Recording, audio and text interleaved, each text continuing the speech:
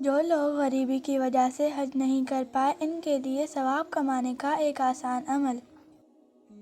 حضرت ابو ہریرہ رضی اللہ عنہ نے فرمایا، نادار لوگ نبی کریم صلی اللہ علیہ وسلم کی خدمت میں حاضر ہوئے اور کہا کہ امیر و رئیس لوگ بلند درجات اور ہمیشہ رہنے والی جنت حاصل کر چکے، حالانکہ جس طرح ہم نماز پڑھتے ہیں وہ بھی پڑھتے ہیں اور جیسے ہم روزے رکھتے ہیں وہ بھی رکھتے ہیں، لیکن مال و دولت کی وجہ سے انہیں ہم پر فوقیت حاصل ہے کہ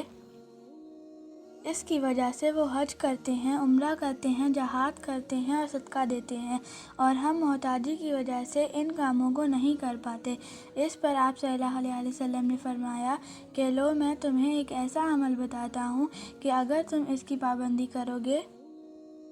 تو جو لوگ تم سے آگے بڑھ چکے ہیں انہیں تم پا لو گے اور تمہارے مرتبے تک پھر کوئی نہیں پہنچ سکتا، اور تم سب سے اچھے ہو جاؤ گے سوائے ان کے جو یہی عمل شروع کر دیں۔ ہر نماز کے بعد 33 مرتبہ تسبیح، سبحان اللہ، تحمید، الحمدللہ، تکبیر، اللہ اکبر کہا کرو۔